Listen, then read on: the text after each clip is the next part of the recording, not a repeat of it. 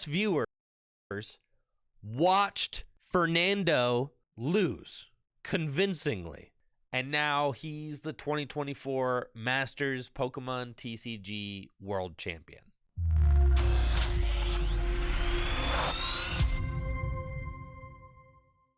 I mean, it's true. I feel like the convincingly part isn't necessary though, to be because like I don't know. I mean, the matchup that was played is like how that matchup goes. Like it's not like Ian played way better than him or outplayed him or something. It's just like he found the canceling cologne early and beat him. Any other news from the? He did get 2-0'd and the games were fast, but like that's literally how that's how all of Ironthorn's matchups goes. It's like if you play against a Lugia with Fluttermane, how fast do they find the Fluttermane? World Championships you guys want to talk about? There's a little bit of drama, huh? Man. Oh, man. All right. I made this tweet last night because I knew that I would want to come back on stream and be able to somewhat discuss it and talk about it. So what ended up happening that everybody's talking about at this year's World Championships was that there was an issue and a match loss was given in top 8 of the World Championships. And what I'm going to do is I'm kind of just going to tell the story, present the information, and talk about it. And just kind of shed light on what occurred, because the situation that happened was extremely confusing and weird for tens of thousands of viewers of the World Championships to experience during a live production. This chart says that Ian Robb defeated Fernando 2-0. Fernando Cifuentes, for those of you that are just joining us, is the world champion. In this match, we, as a community, watch Ian Robb face off against Fernando, top 8 of the World Championships. Keep in mind, Do they still have this part like on YouTube where he like plays against Fernando, or did they like cut that and get rid of that? there is tens of thousands of dollars on the line, prize money here. The prestige of finishing in the top 4 of the World Championships. It's there. They cut it in the YouTube VOD. Well, no, they cut the gesture, but like everything else is there. Like him playing against Fernando is still in the VOD. They just cut the gesture. That's interesting. I would feel like this would be like one of those things, because like it's confusing to go back and like watch it. Like imagine you're someone who goes back and watches this VOD and you watch Ian beat Fernando, and then you see Fernando play in top 4. But is there any explanation? Oh, I guess they probably kept did they keep the part where the casters explain why? Getting a Pikachu trophy. If you win your top 8 match, you get a guaranteed auto invite back to next year's World Championships. And yeah, you get the They even reposted a video of just the match and it cuts before the gesture. That's so weird. Because it would feel like you would just like remove it all. I don't know. It feels weird to like keep some of it around. the number 3, number 4 trainer card, right? There's a lot. Winning top 8 is huge. If you win top 8, you get on to top 4. Top 4 is like monumentally bigger than top 8. Ian kind of destroyed Fernando. I'm not going to lie. It's not close. I mean, Fernando maybe had some points where like maybe things could have gone his way, but it was a swift 2-0. The match was over and the set was. But when you watch the VOD, you skip the commentating, so it's kind of weird. That is true. You do skip the commentary when you are watching through the VOD, and you just go from game to game. Yeah, that's true. You don't stick around for the caster. So it is like a little weird. I feel like they should just cut it, right? They should just like cut it from the VOD. If they're going to cut the gesture from the VOD, Ian got the match loss, just cut the whole match. I feel like the whole match should be cut. But then like, maybe it's equally as confusing. I don't know. It was done. Here, Pablo is giving Ian Robb a winner's interview after the win. The match slip had been signed. The winner interview given. Everything seemed like it was a go. Even the graphics stated that Ian Robb was going to be in top 4 of the World Championships. Everything was concluded. What I'd like to kind of say is that it seems like everything was concluded. Tens of thousands of us viewers watched Fernando Cifuentes lose convincingly, and Ian Robb emerges the victor. Now, the moment in question Ian Robb got a penalty. After the game was over, he was assessed a penalty for unsportsmanlike conduct. It's edited. They literally edited. It's got 1984, bro. It's gone. It's gone, bro. It's gone. Yeah, somebody post me the link real quick. Do not repeat this behavior, okay? This is the kind of thing that'll lose you $20,000, okay? Don't do it, all right? This is for history's sake, okay? I'm just putting this up here for history's sake, all right? Don't do this. However, you need to know what happened because it's important to tell.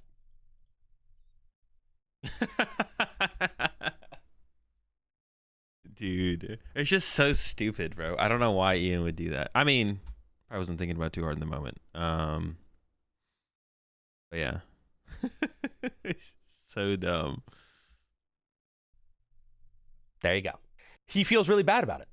I mean, that's mild. Come on. No, it's definitely fair for him. It's so doing that on stream, if it is like, there's basically no reason to think that it wasn't a, I don't know, a jerking gesture. Like, you just shouldn't do that. Yeah, like, there should be a penalty. Ian should get a penalty. Like, 100%.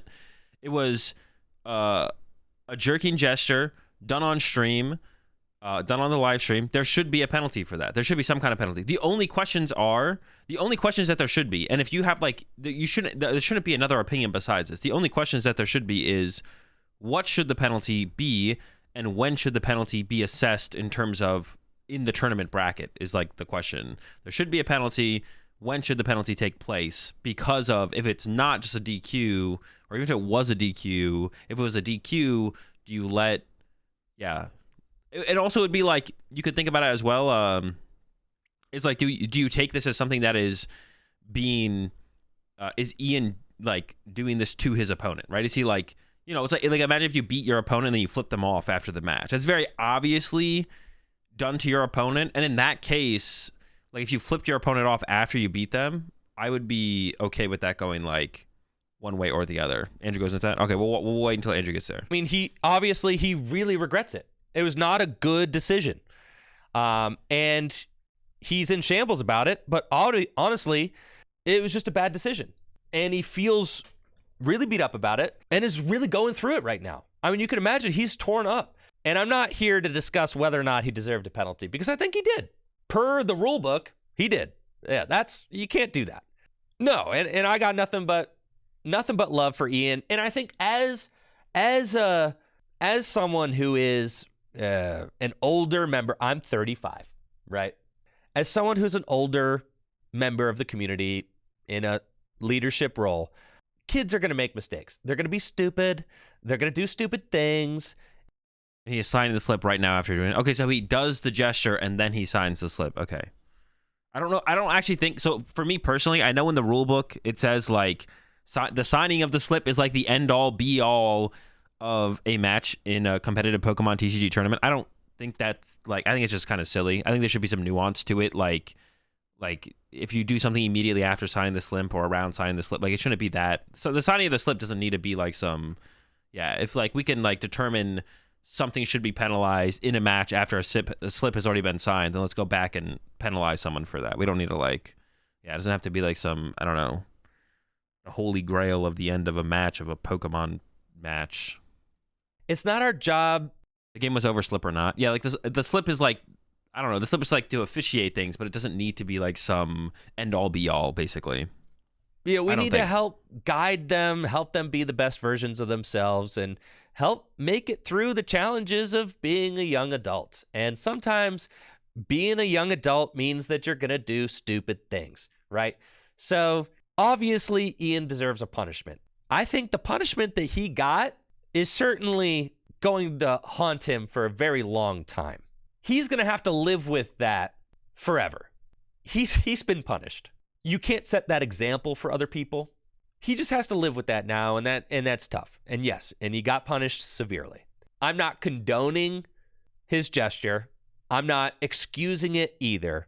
I think it's foolish of the Pokemon Company and all of us to think that when you get young people on camera, on stage, winning tens of thousands of dollars at a time, that situations like this aren't going to come up, right? Situations like this are going to come up 100%. We got to look at how was the situation handled and how do we hope situations like this get handled in the future going forward, because hopefully this is the last time something like this ever happens. Ian was kind of made an example out of, right? But anytime you get young folks in the spotlight, you know, making life-changing amounts of money, who knows, man? Who knows? You really don't know what's going to happen. I hope that people all learn a lesson from Ian's fall. And I hope that people take something away from this. And I hope that, you know, unfortunately, Ian had to learn his lesson the hard way. But I trust that Ian's a smart kid and that he's going to take a lot away from this as well, as someone who prides himself as a top-tier competitor and someone in the game who takes his play. I do think the stream should be on a 5-second delay from now on. The stream is on a delay. The stream is on a delay for sure. Probably just in the moment. I think a lot of people in the moment didn't realize what Ian was doing, which is like fair. But when you go back and rewatch it and you're paying attention, it's pretty obvious what Ian was doing. But no, the stream is on a delay. And they do have like a safety person in the back. There is someone with a big red button, whatever. But I think like if it's just like happening in the moment, it's very like reasonable for people to see what Ian did and then just like be like, oh, okay. Nothing seems to be off here.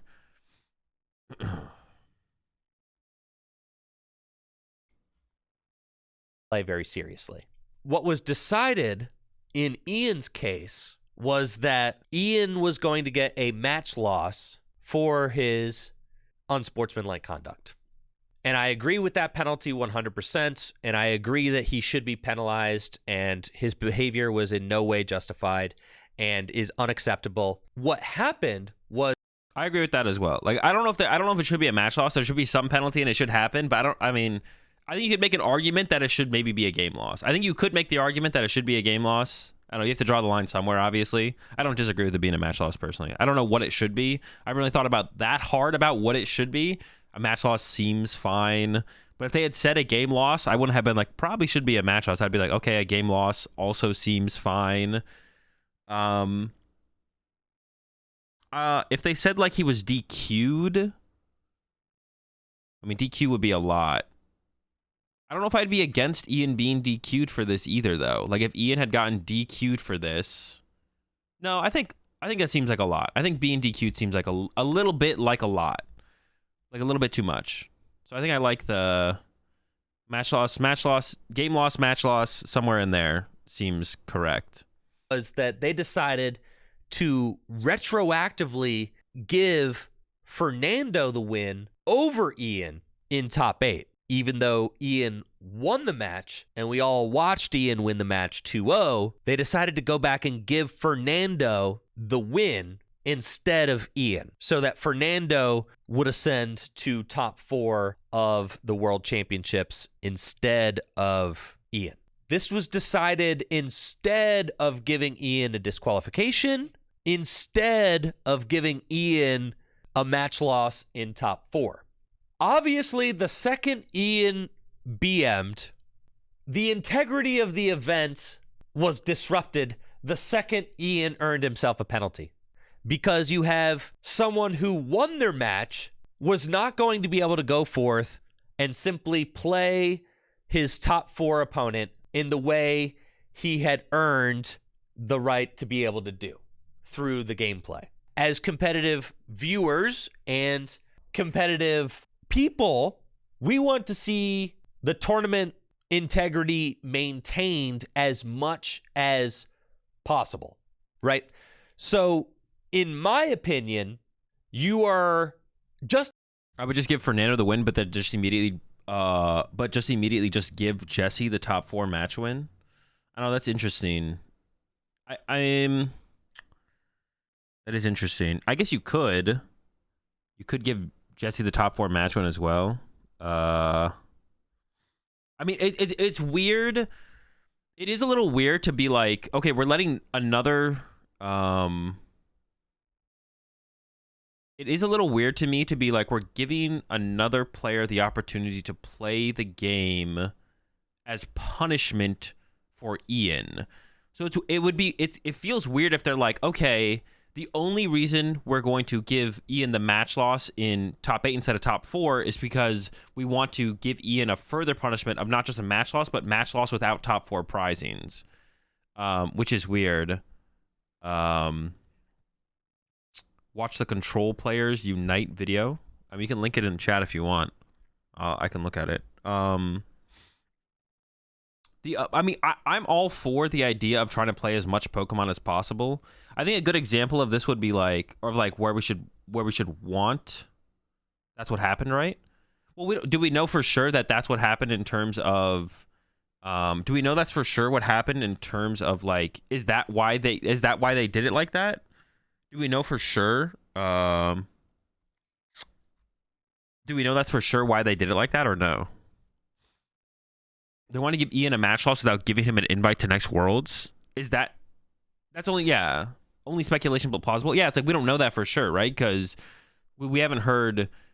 Because either Ian would have to say something, and if they told Ian that, either Ian would have to say something if they told Ian that, or like the TPCI would have to make a statement, right, as to like that being the reason that he was DQ'd in top 8 or top 4.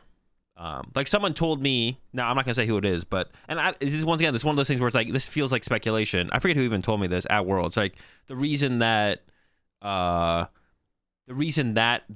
DQ'd Ian, the reason that they DQ'd Ian in top 8 instead of top 4, or gave him the match loss, is because they want to stream 2 top 4 games.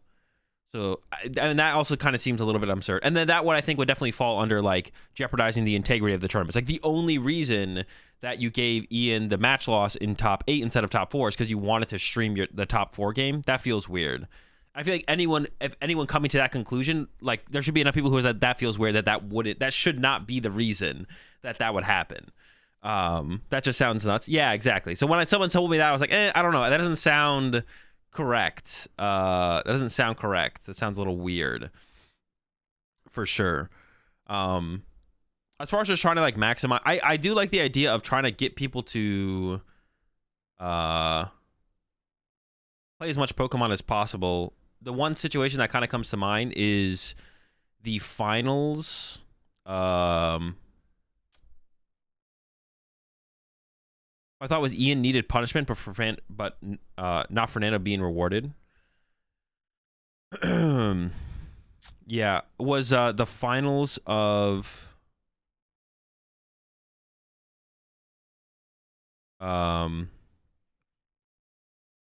LAIC when Danny Altavilla won. He didn't the finals match. There was no finals match because his opponent was DQ'd from the tournament. But then why they should have let the other top 4 competitor, as long as they could like find them and inform them that they had the opportunity to play in the finals, they should have had them play. In that situation, it's definitely different because there was cheating involved. The player was DQ'd for cheating at LAIC 2018. I wonder if I can even pull it up. I forget who the player was. Let's see if I can find this real fast.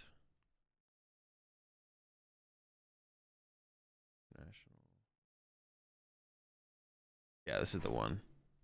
So this one right here, where Danny won, and Galaz lost to Danny Pedro. I don't know, Henrique or whatever, Henrik. However you say that. So this Galaz lost in top 4. I forget. Danny beat Clifton, and then Danny's supposed to be finals opponent beat Galaz in top 4 as well, and then Pedro was DQ'd for cheating going into the finals day. But I feel like Galaz should have been given the opportunity to play against Daniel then, for sure. Galaz should have been given the opportunity to play against Daniel. Like, it's weird that was the outcome of that situation. Pivot. Oh wait, we actually have we have the stacking clip here. Is this? I didn't even know this existed. What does he do?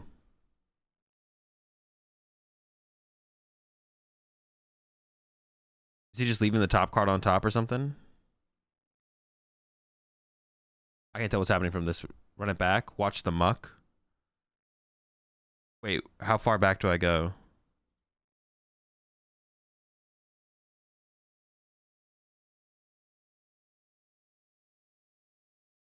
Top card never changes. Wait, like from the...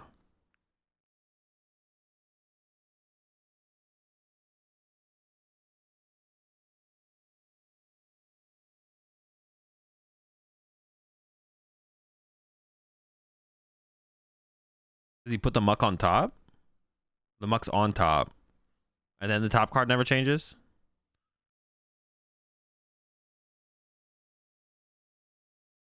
Does the top chart card not just change right there? Am I tripping? It maybe changed once. Oh, then he chose not to cut. All right. Well, I'm not going to get too deep into this, but my point was that I don't think it, like, for these kind of situations, to just try and, like, because this involves cheating specifically, so it's a little bit different. But my point was, like, I feel like Galaz should have had the opportunity to play against Danny in this tournament, but that's not what happened. They just gave Danny the win, and yeah, there was no finals match played. But I feel like in this kind of situation, it would not jeopardize the integrity of the tournament for Galaz to have gotten the opportunity to play against Daniel here at all. And it shouldn't be viewed that way. Talk about Eder getting top 32. Honestly, the Eder thing is just kind of, dude, so I feel like I was like in the mix of the whole Eder situation, what happened, but y'all are getting, it's over. Like, why are we still talking about Eder? Like, what is the point? Why do you guys keep bringing up Eder still? There's no point to do it. He wasn't banned. He played this season. He got top 32 at Worlds. Like, what? Like, he's not going to get banned. Like, you guys talking about Eder's not going to get him banned. Focus on the next thing. Focus on the next thing. I don't care about Eder anymore. Do I think he should have been banned? Yeah. Would it be best if he still got banned? Sure. But, like, bringing it up doesn't do anything. It's not going to change anything. Eder's not getting banned. You appreciate the 59 months there. Horsey, 7 months as well, coming in from Hockey Dude. Because he cheated live on stream? Yes, and everyone knows it. And people at TPCI know he cheated live on stream for sure. There's no way they haven't seen it. This is not going to change anything. You guys bringing it up is not going to change anything. Us constantly bringing up Eder doesn't change anything. Like, I don't know, it's just weird. Like, I don't. It just feels like a waste of time. Why are you guys wasting your time and energy? Stop wasting your time and energy. It's just a massive waste. All right, let's get back to this video. Azul, is there a world where they just nullify the match and replay their top 8 match off stream? Ian's game was top 8A, and there was another top 8 stream game after this, so they had the time for it. I'm not quite sure what you're asking, Doku. What do you mean? Did you see the guy who put his boss's orders back from his hand from the discard pile during Worlds? The video on X? Yeah. Is talking about this going to change anything? What, the Ian situation? No, but the Ian situation is interesting. It's talking about, like, what should happen in the situation. The Eder situation is just over. That's what I'm saying. The Eder situation is over. It's done. It happened. It got brought up. Everyone discussed it. Everyone talked about it. Everyone wanted him to get banned. Like, yeah, it's just over. It's just over. The Eder situation is done. All right. Just asking yourself, what's the least disruptive solution to the integrity of the event? Either A, they were going to promote Fernando, who lost, match slip signed, Ian did his interview, Ian filled out top 4 paperwork, all that. Either you're going to reverse an outcome that already happened, or you're going to give a free outcome to someone who maybe didn't earn it. What's the best thing to do to uphold the integrity of the event? Is it to promote somebody who lost, or is it to give somebody a free win ahead of you? And I think most people, as we can see from this poll that I did, we've got 7,200 votes. Most people think that the best thing to do is to give Ian a match loss in top 4 because he won his top 8 match. So then if he gets a penalty, assess it for the future round and say, all right, you've got a match loss for your next round. You're out of the running, right? Reversing an outcome that happened is definitely worse for the integrity. And that's the thing. And I think that's the problem that the community has with it is that tens of thousands of us watched one outcome occur. And then, like, what's the point of watching that? Like, what was the point of watching the game and playing the game? You can't undo things that have been done, right? Like, you can't retroactively, like, undo the entire games that happen. that's kind of what the community's problem with it is. If you give Ian a match loss in top 4, you're not undoing history. That's the least bad situation because somebody won off a penalty, yeah, but at least you didn't undo anything that happened. Undoing stuff that happens feels like a greater evil, right?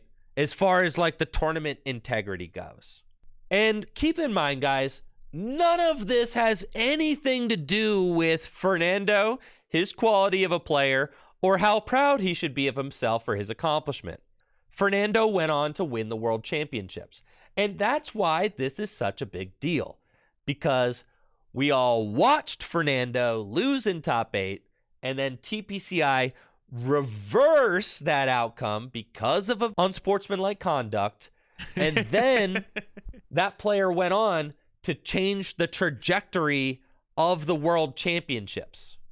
And that doesn't really sit right with a lot of competitive people. The outcome of the World Championships was decided. That's interesting. I guess like the question is should so like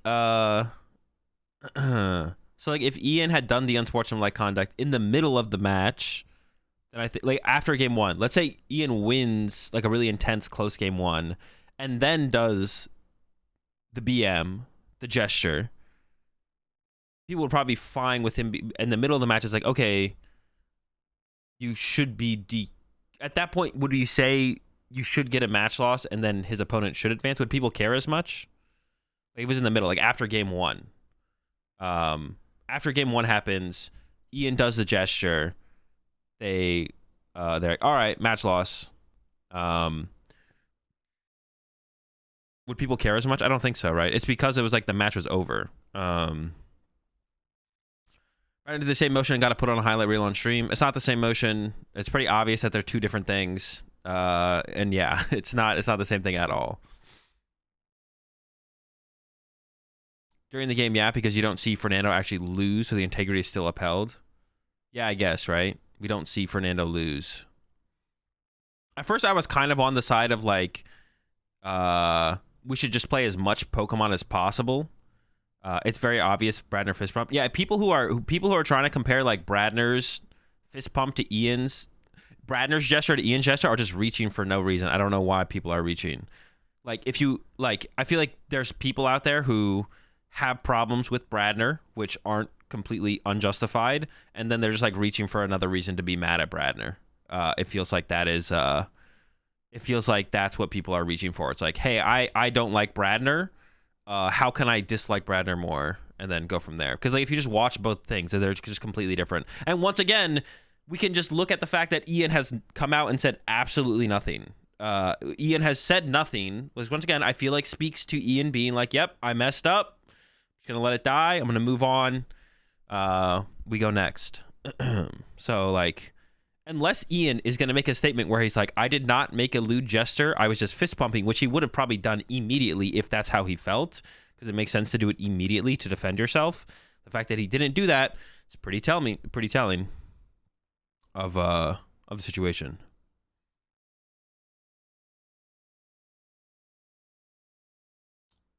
Yeah, pretty telling. I was going to say something else, but now I completely forgot what I was going to say. Yeah, this is what I actually had this discussion with Grant at Worlds. Manly, we were talking about because he's like, he thinks the integrity of the tournament was definitely jeopardized. And at first I was like, nah, I don't know. My thought process going into these kind of situations has always been, we should just try and play as much Pokemon as possible. We should literally just play as much Pokemon as possible. But that's the same hand motion, bro. If you watch both things and you come away thinking that, I can't help you. You got it. You'll have to tackle that one on your own, Campa. I cannot help you. If you watch both clips of both gestures from Bradner and Ian and come away thinking that they are exactly the same and the intention is the exact same, I just can't help you. You have to, it's something you have to go figure out on your own. He admitted to Mahone that it was BM. Yeah. We also don't know what was said backstage. Like I said earlier, we don't know what happened backstage. Like if the staff and judges take Ian backstage after they realized the gesture had happened on stream and were like, hey, Ian, was this what we think it was? Was this BM? And Ian was like, yep, it was. I'm sorry. My bad. I'll never do anything like that ever again. They're like, well, we still have to give you a penalty for it. Like, you don't know because Ian hasn't said anything, and neither has TPCI. So, like, it could be, and obviously, like, if that came out, then it would be that simple. But yeah, once again, the fact that Ian hasn't said anything, I think, like, speaks volumes in terms of the result or what was intended in the situation. But yeah, my thought process in these situations has always been that we should just play as much Pokemon as possible. So in the situation when I was talking about this with Grant at Worlds, I was like, I don't know. I feel like it's fine that Fernando kind of moved on and played. Does TBCI make you sign an NDA in these situations? No, I don't think so. No. Like, if you're taking backstage to discuss a ruling in your tournament run, there's no NDA that's signed before you do that discussion. What was I saying? That's always been my take, is like, we should just play as much Pokemon as possible. So Fernando moving on doesn't seem that terrible. I mean, like, the only thing like I said, the thing would be just like, do we think, despite the outcome of results of matches, the question would just be at that point, despite the outcome of results of matches, do we think any BMing, lewd gestures in a match against an opponent, despite a match being concluded, should that be able to alter the result of the match? And I guess honestly, maybe not. Now that I talked about it with Grant at Worlds, and now that listening to kind of Mahon's take on it, I feel like maybe it does overall jeopardize the integrity of the tournament. Which, like Mahon said, no hate towards Fernando at all. He's just there playing Pokemon and was told he could play another game of Pokemon, so why not? Guided by something other than the cards themselves. Whenever you're assessing a penalty, or whenever you're trying to like withhold the integrity of the tournament, you're trying to uphold as much integrity as possible, which means you're messing with as little as you possibly can. That's why you give your opponent the penalties going into the next game, because the previous game's already happened. The previous game's already happened, and you can't change what happened. And that's the precedent that is set in almost every other judge ruling that we as a community have ever experienced. You never change what happened. And that's part of why the community is so up in arms and feels so bad about it, because they feel like we just got men in black. Like, they feel like TPCI just came in with... If the slip wasn't signed, then the match wasn't over yet, so it wasn't after the game. I'll watch it after this, Pilla. True. But I guess the question should be just, should that... I mean, that is interesting, right? Because, like, once again, like I said earlier, like, if he makes the gesture in the middle of the game, like, he wins game 1, makes the gesture... and the result of the gesture is match loss, I don't think anyone would feel too terrible about it being a match loss, right? No one would feel terrible about it being a match loss if it was like after game 1, right? But the fact that it's not after game 1 and it was on after the match, which the match concluded, Ian won, Ian does the gesture. I mean, they didn't sign the match slip yet, but like I said earlier, I don't care too much about the match slip being signed or not signed, to be honest. Yeah, I'm not sure. The men in black, and was like, you did not see what you saw. You did not see Ian Robb win in top 8. And it's not because we feel like, you know, Fernando is an undeserving player. It's not because we feel like Chile doesn't deserve it. I'm so happy for Chile, and I'm so happy for Fernando. Good on you. An amazing accomplishment, yes. However, it feels like the integrity of the event was not upheld. We have a world champion that tens of thousands of people watched lose. In fact, we have a world champion that you can go watch lose in top 8 right now. You can go watch the world champion lose in top 8 right here. Like, lose to... Well, the concept that the match slip being signed is once it's signed, the match result is supposed to be final. That's why Mahone is all over this. Yeah, I mean, we'll watch the rest of Mahone's video here, but it did happen before the signing of the match slip. So if you're that hell bent on the match slip being the final say and everything, if something is discovered that happened during the match before the signing of the slip after the match, then you should still be able to retroactively go back and be like, well, it happened before the signing of the slip, therefore we can apply it to the match on hand before the slip because the slip had not been signed yet. 2-0. It usually feels as like a Pokemon community, you rally around the champion who we all watched win top 8, top 4 in the finals, right? We all get to witness it. So after you sign, you can go full asshole? I mean, maybe, I guess. Yeah, no. Well, no, but I mean, maybe the match would still stand, though, I guess. Surely the match is decided after the win condition is met. I don't know. I don't know the full rule. It sounds like the match slip is supposed to be like the end all be all of everything, but I appreciate 11 months there, Galaxy. Even if there's like a minor judge call, like even in the case of like Shintaro Ito's loss to Henry Brand, it felt really bad to watch Shintaro Ito lose to Henry Brand, because of a slow play penalty. Like, that feels terrible. But at least we could say like most of that game was decided by the gameplay. Not only was 0% of the top 8 decided by gameplay, and because that's the key difference. If Ian had gotten a match loss in top 4, then 0% of top 4 would have been decided by gameplay. And that's true, right? But not only was 0% of the top 8 match decided by gameplay, the result was the opposite of what the cards decided. And that feels bad. It's better to give somebody a free win where at least you're not contradicting what happened in front of tens of thousands of people, rather than give somebody a free win where you're directly contradicting what happened in front of tens of thousands of people. That's why we're talking about the integrity of the event. The major problem that everybody has is that this solution feels like the most amount of integrity was lost. Instead of Ian having to play against Jesse, people only care because Fernando ended up winning. If he didn't win finals, nobody would care. That definitely is interesting for sure, Andy. Like, I don't know how much more people would care if he didn't win. Well, I don't know if that's true, though, because I feel like people were talking about it before the finals had even happened, right? So maybe it's more so the Jesse match. Like, if he hadn't beat Jesse, maybe that's, like, the turning point, right? Yeah, maybe. I feel like that's maybe a little bit more the turning point. Weird defense to talk about integrity whilst defending the guy who doing lewd gestures in front of kids. But it's like two different things, though, which I think is maybe part of like Mahone's point and like everyone's feeling in general, because I understand the feeling that people have, and I have it a little bit myself, I guess, as well. Once I've like kind of thought about it and talked about it more, like those things are kind of separate from. They're like two separate things. Like, no one's saying Ian shouldn't get his penalty. We're just talking about like how should the penalty be applied. It's not like everyone thinks, and most people, most reasonable people, hopefully all reasonable people. Yeah, no one is defending Ian's actions. Everyone thinks Ian should have got a penalty. It's just like to uphold the integrity of the tournament to the highest standard we possibly can. What should that result be? What penalty should it be, and when should the penalty be applied is like the question. And like Mahone is saying, a lot of people feel this way. Like Mahone is saying, a lot of people feel this way. Like Mahone is saying that the result feels like it jeopardizes the integrity of the tournament, and there was a better way to handle it, probably. Yeah, I feel like people kind of, like I said, like maybe if Jesse didn't lose to, if Jesse had beaten Fernando, maybe people would feel differently about the whole situation. I feel like people were already kind of up in arms, though, after Jesse was beaten. So before the finals had even concluded, Fernando not exactly winning yet, people were already kind of up in arms a little bit. You now have Fernando, who lost in top 8, get promoted to play Jesse.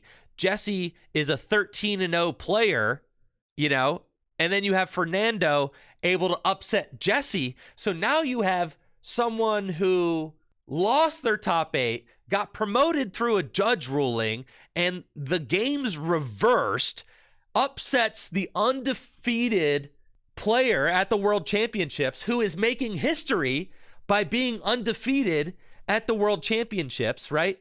You can see why people are so upset. You literally, like history was being made with Jesse's run, 13-0, right? History was in the process of happening, and then you took history in the making and you undid it with a judge ruling that reversed the previous outcome of the game that tens of thousands of people watched.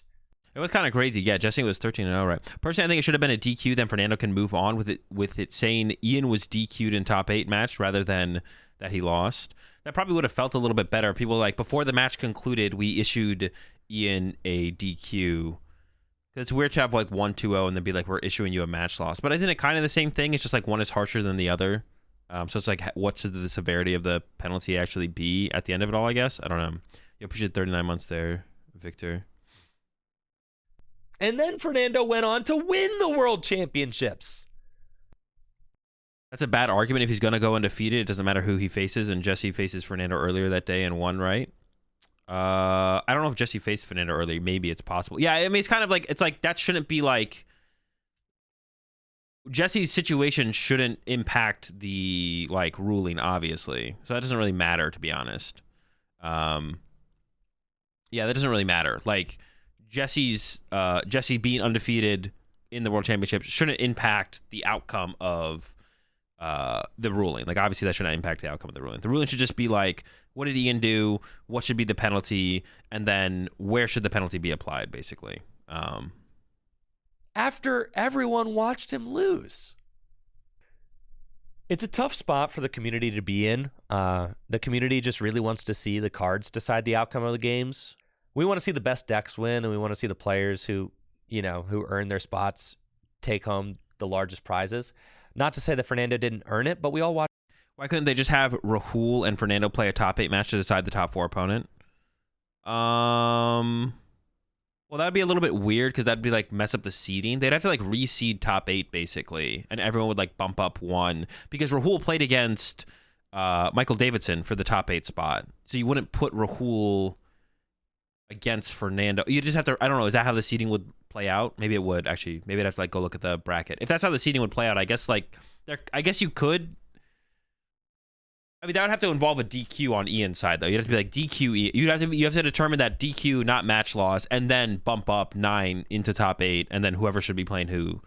But that'd be so weird because I don't think you'd ever do that just because other matches is already concluded at that point. So you couldn't do that. You could DQ Ian. But you couldn't let Rahul play against Fernando. You can't do that. Because you couldn't do that, I don't think. I mean, you couldn't do that. You couldn't do that. They took him back while considering if Ian should be DQ'd. Rahul does have a picture with a top 8 mat. They took him back to consider if Ian should be DQ'd. Oh, really? Interesting. Well, yeah, Rahul would have been bumped up into top 8, which would have been fine. If Ian had gotten DQ'd, then all of a sudden Rahul would be like 8th or whatever. Like Rahul would finish top 8 at Worlds on the DQ of Ian, which would be fine, and he'd get the prizing for it. But he shouldn't get to play a match. Watched him lose 2-0, right? And you can't just erase that memory from the community consciousness. You can't, right? As much as maybe TPCI wishes that they could, they can't. We all watched it. If Fernando and Ian Robb's game didn't happen on stream, maybe it would have been easier to pull a little switcheroo like that. The unfortunate reality is that it did happen on stream, and we all watched it. And we all watched Ian do a player interview afterwards where he was congratulated on his win, and he started mentally processing being in top 4 of the World Championships. And they updated the graphic to show us that Ian was moving on to top 4 of the World Championships. And obviously, 76% of the 7,000 responders think that Ian should have been assessed the penalty in top 4 rather than top 8, since top 8 was already done. Now, this is kind of crazy. I mean, those other things really matter, to be honest. The like Ian doing the winner's interview or being moved along in the bracket. Because, if you discover something later on, you should try and fix it. Like if someone cheated, like you're going to go back and like remove the cheater and yada, yada, yada. I mean, this isn't cheating, so it is a little bit different, but. Now they have on the chart that Fernando 2-0'd Ian. That was funny. I remember when I saw that they should have just like left it at like put a line through it. They should have put a line through both of their match results. Maybe they don't have that on the graphic. They didn't think the situation would happen, obviously, but it should have just been like two lines. I don't know about 2 zeros, but it should have been like two lines or something.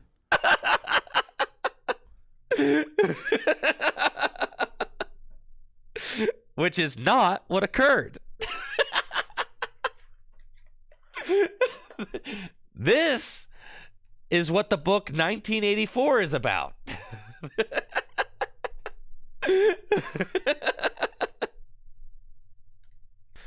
Fernando didn't 2-0 Ian. That's not what happened. You can obviously see why the Pokemon community is really upset about this. And it has nothing to do with Fernando, really. Good for Fernando. You have an incredible accomplishment. You're in an elite club of world champions, and don't let any of this controversy tarnish that for you. I want to make that extremely clear. Fernando should be incredibly proud of his accomplishment. He fought hard and he played some amazing Pokemon to get there. None of the disappointment with the result should go anywhere towards Fernando because it's not his fault and he is just living out an incredible situation that happened to have fallen in his lap. Even Ian Robb was saying he was cheering for Fernando because Fernando seemed like a really great guy. This will always be a World Championships that kind of has an asterisk next to it. And that's really sad. It's unfortunate. It felt like the World Championships, the biggest tournament of the year, was being decided by something other than Pokemon cards. Not just a judge ruling, but that games, the worst thing that could possibly happen, games that already occurred were undone and treated as if they never happened. And that's our biggest problem with the outcome. Yo, what's up, Chris? Thank you, guys. All right. I mean, I'm actually still kind of torn, to be honest. The more we went through, I'm still a little bit torn on this. I'm still a little bit torn, to be honest. I'm actually not 100% sure where I stand. Pilla, I'm just going to time you out, bro. I already told you. I have the video. You need to go to bed. Bye. Yeah, I'm a little bit torn. We can watch this other video that Pilla's been pushing in chat. Yeah. Do you think the same outcome would have happened if they didn't have to stream both top 4 matches? I mean, you don't have to stream both top 4 matches. You just don't stream it. Like, I don't know. Yeah, I don't know. I still am not 100% one way or another. Yeah, I'm still not 100%, to be honest. It's close. I'm just trying to think about like let's say something more egregious happened, right? Let's say a match ends, and then like you are like you stand up and shout something at your opponent and flip them off, right? You appreciate 13 months there, Sweeney. And you like flip them off. Join Mahone's channel, Azul. Oh, you mean the member thing? Are you allowed to hit the gritty after the match slip is signed? Apparently, yeah. I mean, what Remy did that after OCI series. I mean, do you see that I posted about the VGC player that flipped off the audience? I did, yeah. I mean, that was a long time ago. Do you have like a take on that, Evie? It feels worse that a player wanting was DQ'd for something that had no outcome on the game than Ian's gesture itself. What's the gritty? It's a dance. It feels like the production team had some involvement, no proof. It just feels like that we wanted a top 4 match to stream, so that was the only option. I mean, maybe. I mean, we'd want some confirmation of that. He BM'd the match. He should lose the match. He BM'd. See, that's how I feel a little bit as well. Mainstay. Like I understand both sides. I actually just don't. I don't have like a. I don't know for sure if one feels better than the other. Yeah, like he BM'd. Like I said, like if you beat your opponent, stood up, shouted at them, and then flipped them off after beating them, there would be a point where it would be like, okay, that should maybe just end in a match loss, right? If you BM'd your opponent so bad, it should end in a match loss. The question would just be like, at what point? And like, I think you could look at Ian's BM, and it's like a little bit more neutral. He's not doing it to his opponent. It's just kind of more like a celebration gesture with him and his friends. Assuming he was looking at his friends in the crowd there. So it's like,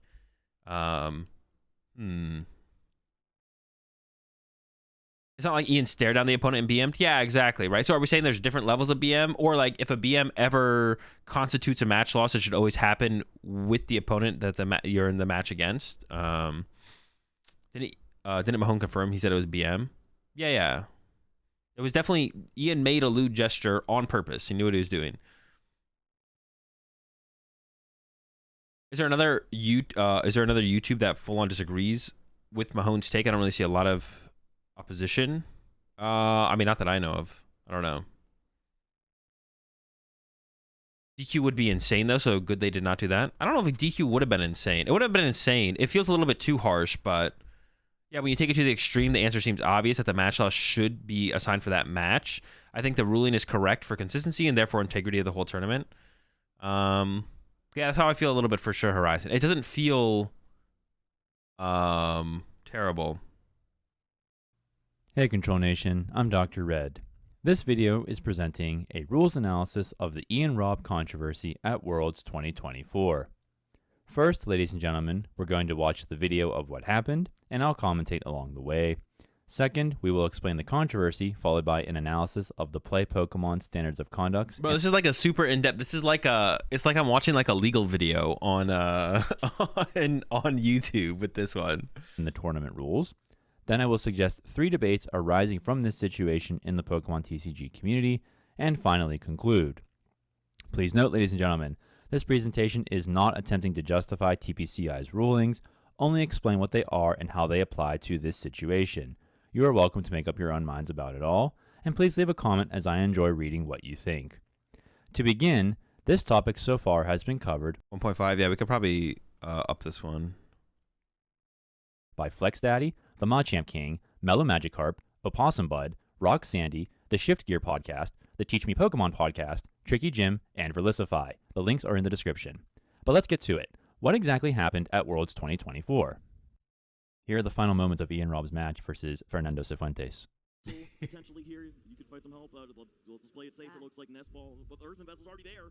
Oh, we're flying. Oh my goodness, is it all there? He's got the empty switch. Cifuentes shakes Robb's hand, and then the gesture in question happens.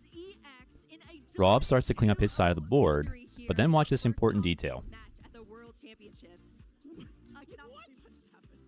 Right there. He goes to sign the match slip after he makes the gesture. To summarize, Ian Robb materially wins, by which I mean the concrete game as played on the tabletop. He defeats Cifuentes in the gameplay. He then makes a lewd gesture in celebration. And to clarify, ladies and gentlemen, it was not a dice rolling gesture as some have said. Andrew Mahone, the owner of the YouTube channel Tricky Jim, whom we referenced earlier, tells us that he consulted Robb in person at the tournament, with Robb admitting to him the gesture is lewd. Last, Robb signs the match slip, solidifying the end of the match, and everything proceeds accordingly, his post-match interview, etc., until we get to the top 4 match, wherein we see Cifuentes make a second appearance. This graphic, ladies and gentlemen, shows what viewers saw on their screens and in person as per the tournament bracket for top cut. The first graphic shows Ian Robb advancing to the semifinals, or top 4, having materially defeated Fernando Cifuentes in the quarterfinals, or top 8. The second graphic shows an updated bracket with Jesse Parker advancing to top 4 and facing off against Cifuentes instead of Robb. The reason why, ladies and gentlemen, this detail is important is because players were wondering why Jesse wasn't promoted directly to the finals. In other words, why did he have to face Cifuentes when Cifuentes materially lost? It is also important to note, ladies and gentlemen, that Ian Robb was given a match loss and not a disqualification, because if he was disqualified, his name would be removed from 7th place in the rankings on the official Pokemon website. And with that being said, let us look at the Play Pokemon Standards of Conduct and Tournament Rules, because these documents are where the answers lay as to why Robb was given a match loss and Parker not promoted to the finals. To clarify, ladies and gentlemen, we are looking only at the relevant parts of this document, and we are using the most recent edition. Let's start with the tenets of the spirit of the game. Rule 2.1.1 reads, as a game, Pokemon is meant to be fun for all parties involved. When a game ceases to be fun, players find other things to do. By contributing to a safe, friendly atmosphere, participants can be instrumental in helping those around them enjoy their experience. The rule goes on. Players should refrain from causing unnecessary delays to games or engaging in behavior that may negatively impact the experience of those around them. The reason why this statement is so broad is because there are too many possibilities for what can go wrong. So an overarching principle of what sounds like be family friendly is what guides the kinds of decisions in Robb's situation, with this rule being directly applied. Next, we're just noting gross infringement of community standards just to be comprehensive. The examples they give are quite serious, but we don't need to establish anything further thereof. What we do need to establish, however, is that for streamed matches, penalties are taken more seriously, presumably because of children's exposure to unacceptable behavior and language at a G-rated event. One might say the players are already in the metaphorical hot seat when on stream. Rule 3.6.2 reads, rules and infractions committed during streamed matches that are not immediately addressed may be identified and penalized upon subsequent review of match footage. Additionally, certain kinds of penalties, especially those related to unacceptable behavior or language, may be escalated when the infraction occurs during a streamed match. We also need to note, ladies and gentlemen, that, quote, the Play Pokemon program adopts guidelines rather than rules when it comes to penalties, end quote. That's exactly what we said just now in reference to the overarching. This video, I'm just going to say this video is crazy. I mean, I like these kind of videos. It's kind of crazy that someone's doing this like for a ruling in the Pokemon community, though. It's just funny. Family-friendly principle. The rule goes on to say that penalties may be increased or decreased in severity based on the individual circumstances of the situation. The entire clause is basically saying that Play Pokemon reserves the right to go back and review anything questionable and take action thereof, hence the delay in issuing Robb his match loss. Now let's look at the tournament rules. I mean, everything so far, it sounds like I don't actually know the conclusion of this video, but it seems like so far that Pokemon did everything by their book in terms of the penalty being given to Ian. And like per their own rules, like they literally just followed their own rules, it sounds like. Now, you could argue that the rules should be changed, but it sounds like they've followed their own rules up to this point so far. To clarify again, ladies and gentlemen, we are looking only at the relevant parts of this document, and we are using the most recent edition. The kind of gesture Robb performed qualifies as an unsportsmanlike conduct resulting in a match loss.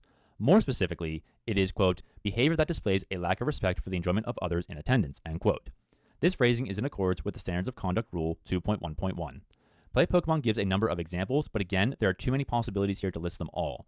Judges have to interpret the rules to fit unique situations, and Robb's situation best fits under this one, 7.3.1.2. Now let's look at the match slip rules. Remember, Robb signed his slip after he made the gesture.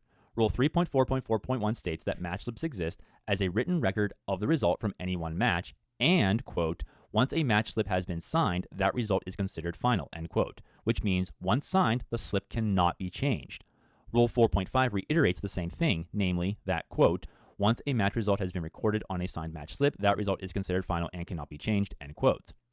But Rule 5.8.1.1 is the key match slip rule. It states, quote, the match ends when both players have agreed upon the result and signed the accompanying match slip, end quote. Unlike the previous two rules, which state that the signing of the match slip makes the result final, the key phrasing in this rule is, the match ends. Because until the slip is signed, the rule suggests that the match is still going on. In other words, one can infer from the rules we've reviewed, TPCI holds that material tabletop gameplay is the game, and that the match includes more than tabletop play, including the conduct of the competitors and the signing of the match slip. That is to say, because Ian Robb made the gesture before signing, as we saw in the video, the gesture is considered part of the top 8 match, not the future top 4 match. And because the gesture is part of the top 8 match, he gets a match loss, thus nullifying rules 3.4.4.1 and 4.5. Let's look at another match loss rule. Rule 7.2.6.1 states that, quote, when one player's conduct infraction irreparably compromises the integrity of a match, end quote, a match loss is issued. Yeah, all Ian had to do was sign the slip before making the gesture, and then he would have gotten DQ'd in top 4. Because it literally just sounds like Pokemon is following their own rules for the outcome of the situation, to be honest. As compared to a disqualification. Rule 7.2.6.2, which applies the previous rule, states, quote, if this penalty is issued between rounds, the penalty is applied to the player's next match, end quote. There it is, ladies and gentlemen. This rule is the reason why Jesse Parker was not promoted to the finals. As far as TPCI is concerned, the round had not concluded due to the match slip not being signed, so the penalty was not counted as being issued between rounds. If the gesture came after signing the match slip, the result would hold, and the match loss would apply to the top 4 match as per rules 5.8.1.1 and 7.2.6.2. Therefore, according to the tournament rulebook, TPCI was right not to pass Jesse Parker into the finals and to instead grant Fernando a top 4 match. So what happens now? Minimally, ladies and gentlemen, I want to suggest that there are at least 3 debates coming out of this controversy worthy of discussion.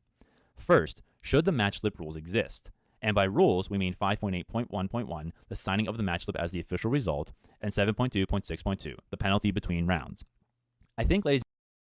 Before he gives his take here, my take is no. I don't think the match slip should be some like, what did someone say in the? Is it Soto who said it? The match slip is the holy scripture or whatever. Like, I don't think the match slip should be like some weird end all be all. I think you can add nuance to the situations and kind of like go from there.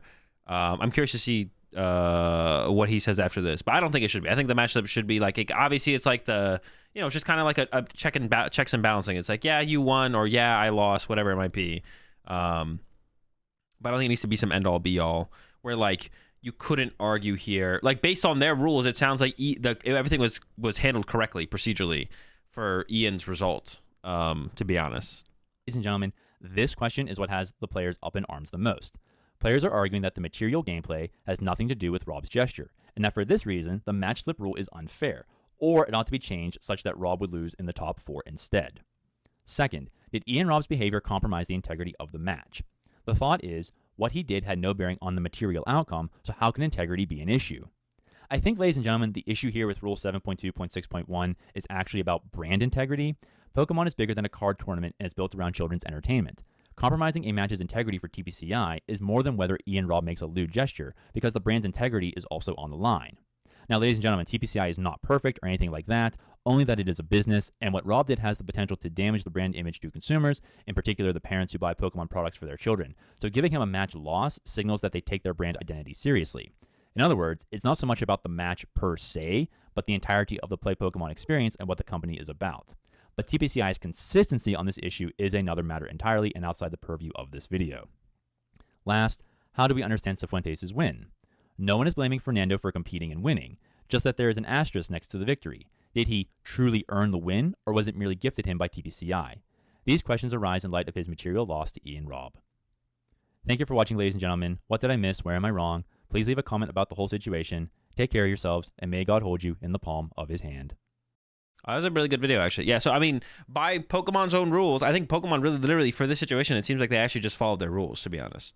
I do disagree with like the match slip thing. I don't think the match slip thing needs to be like some final end all be all of situation where like that's what it would be. I think you can add some nuance to it, and like someone said, just apply some common sense to the situation, and like that could allow things to be ruled differently depending on the situation. But yeah, honestly, in this situation, for Ian's situation, it seems like it does seem like that Pokemon literally just followed their rules to come to the conclusion on what should be the result of Ian Robb's situation, to be honest. Which is I guess like technically a good thing. Like that does offer some amount of transparency and consistency from TPCI, right? Like if they're just going to consistently follow what's in their rule book, that seems like a good thing. Now the question would be like, from there though, you could still disagree with their rules, which is what you should be advocating for a change of, is like, we've seen how the rules can lead to a flawed outcome, so because of that we think the rules should change, which is fair, but it definitely takes away less from following their own rules created this situation, so maybe the rules should be revisited. Yeah, for sure, for the win. That can be like, once we've seen like a flawed outcome because of the rules, that can lead us to question the rules and then be like, okay, well, what should change to make it better for the future, right? But actually, this video was super sick, actually. I actually really like it. Control Players Unite.